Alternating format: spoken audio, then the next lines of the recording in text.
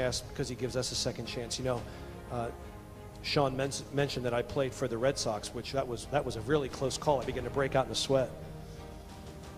We didn't like the Red Sox or the Yankees. I'm sorry.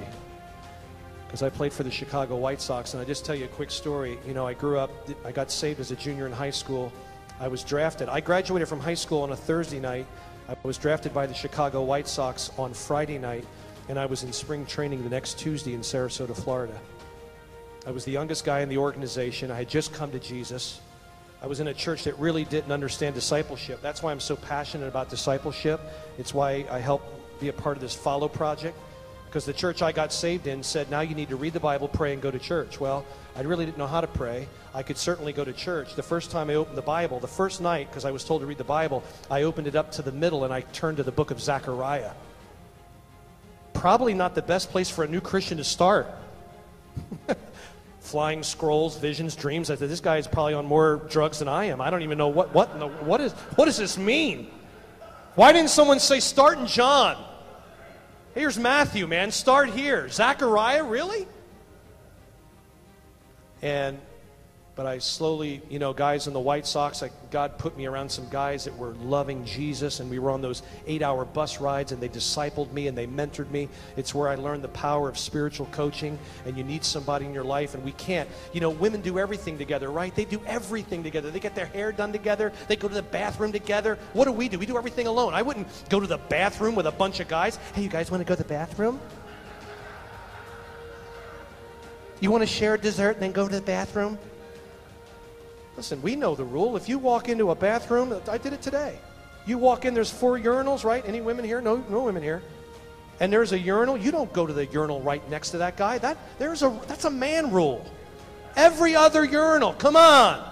I'll even take the little one. I'm not going to stand next to you and address you while you're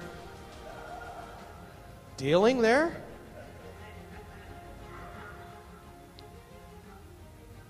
I don't know why I'm like, Bobby, I lost where I'm at. I'm in the bathroom at the urinal. Why did I talk about that?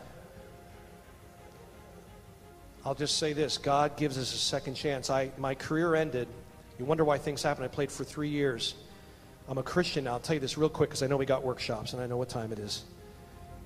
But I'm a brand new Christian. We're playing in Geneva, New York. We're playing the Chicago Cubs. Sean Dunston was the #1 pick for the Chicago Cubs that year and for all of baseball. He was a great athlete. He had hit 2 home runs off of us that night.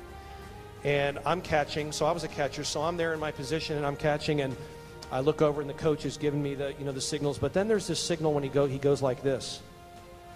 And the wiggling of the thumb is a universal signal for hitting the batter intentionally. It's the signal for a beanball. And in the fraction of a second, I had to make a decision whether I was going to do that.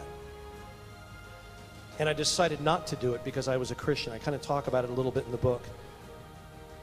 And so the pitcher, instead of hitting Sean Dunston, throws a ball, and he swings and misses, and immediately my manager jumps out of the dugout. He comes out, and you see like baseball when they're covering their gloves and their mouths and whatever.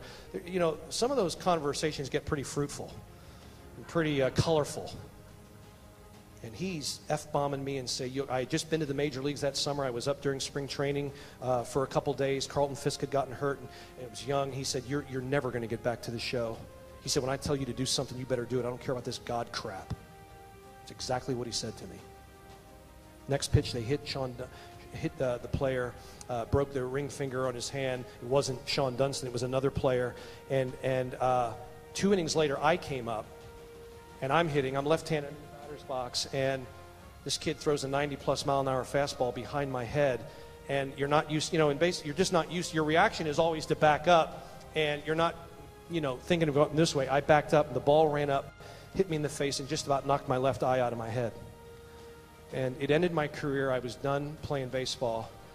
And more I could say about that, but I'll just say this, is that God has a plan. What the devil means for evil, God means for good.